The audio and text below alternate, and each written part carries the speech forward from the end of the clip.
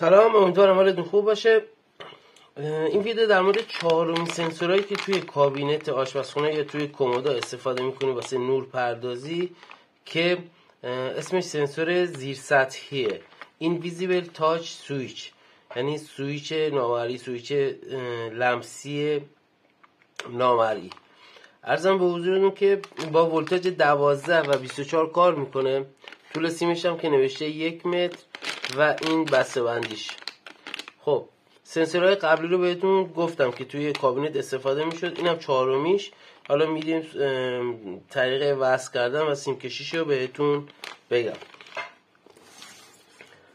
این سنسوری که زیر سطح ما نصب میشه به این شکله که این ظاهرش به این شکل داره. میبینی اینجا یه دونه چسب دو طرفه داره که این لایه رویش که این زرده شما میکنین و اینو میچسبونید زیر سطحی که حالا میخواین اونجا تاچ بشه و عمل خاموش و روشن شدن انجام بشه. نگاه کنید 4 تا رشته سیم از این اومده بیرون. 2 تاش میره وصل میشه به LED، 2 تاش وصل میشه به چی؟ مثبت منفی پاورتون. با برق 12 و 24 کار میکنه. شما بسته به اون ریست. حالا من ریست 12 ولت دارم، پاور 12 ولت هم میذارم اینجا و با پاور 12 ولت روشنش میکنم. نگاه کنیم یه دونه نوشته اینپوت میشه چی؟ وصل میکنی به پاورت. الان پاور 12 ولت وصل میکنی به این قسمت و حتما مثبت منفیاش حواستون باشه. الان روی خودش نوشته آقا مثبت رنگ سفید و منفی سیمی که روی خط مشکی داره. این به عنوان رنگ سیم منفی استفاده میکنیم و وصل میکنیم به منفی. مثبت منفی رو اگر اشتباه بزنین سنسوراتون احتمال خیلی خیلی زیاد میسوزه سریع. پس مثبت منفی حواستون باشه.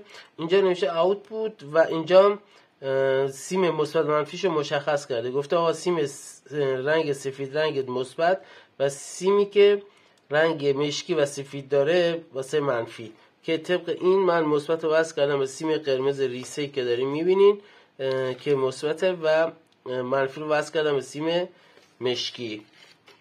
این طرف LED وصل شده، این طرف هم وصل کردیم به منبع تغذیه یا پاورمون. حالا من برق رو وصل میکنم و اینم سنسورش که ببینیم چجوری کار میکنه. نگاه کنین یک بار میزنین روش خاموش میشه، یک بار میزنین روش روشن میشه. دستتون رو روش نگهدارین حالت دیمر داره. الان من روی نگه داشتم، نگاه کن نورش زیاد شد. دوباره دستامو بزنم روی این میره تو حالت دیمر و نورش کم میشه و به اندازه‌ای که ما میخوایم نورش رو تنظیم میکنیم. این سنسور زیر حالا سنگ یا عرضم به حضورتون که شیشه یا چوب MDF میتونین نصب کنین به غیر از آینه و حالا جایی که سطوحی که فلزی باشه میتونین نصب کنین و استفاده کنین.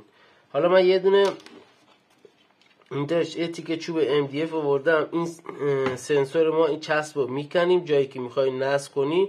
این سنسور رو میذاری زیر اون سطحی که قراره سنسور اونجا نصب شه. اگر یک بار ضربه بزنی نگاه کن ریسه خاموش میشه، یک بار ضربه بزنی ریسه روشن میشه. من دارم رو چوب میزنم. حالا اگر دستم رو نگه دارم نگاه کن دیمر شد، نورش کم شد. حالا دستم رو میزنم روش، خب نورش زیاد شد. یک بارم ضربه بزنم چی شد؟ خاموش شد. یک بارم ضربه میزنم روشن میشه. به همین سادگی شما اینو تو طراحی خودتون تو نورپردازی خودتون میتونید استفاده کنین. یه برچسب هم روی حالا اون بسته‌ای که دارین میگیرین هست. شما وقتی این سنسور زیر نصب کردین معلوم نیست که کجا این قسمتی که دست بذاری روش کدوم قسمته.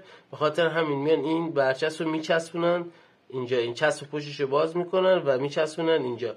یعنی آقا این قسمت که اومدی دست بزنی اون چراغت خاموش یا روشن میشه.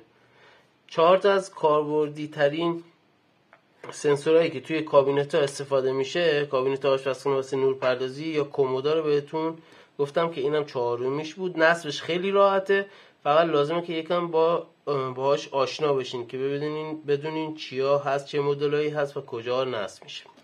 امیدوارم ویدیو واسهتون مفید باشه. لایک، کامنت، سابسکرایب یادتون نره. خدا نگهدار.